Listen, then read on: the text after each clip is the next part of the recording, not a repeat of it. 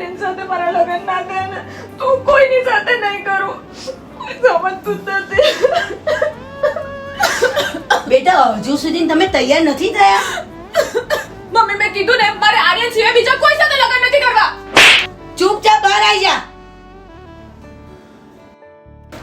બેટા તમને આવવામાં તકલીફ નથી પડી ને? અરે નાના માજી સહેજે તકલીફ નથી પડી.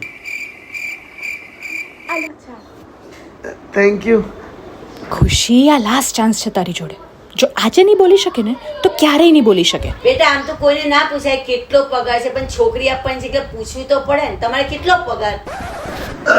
પણ મારે ક્યાં નોકરી છે, મારે તો કંપની છે ને પોતાની.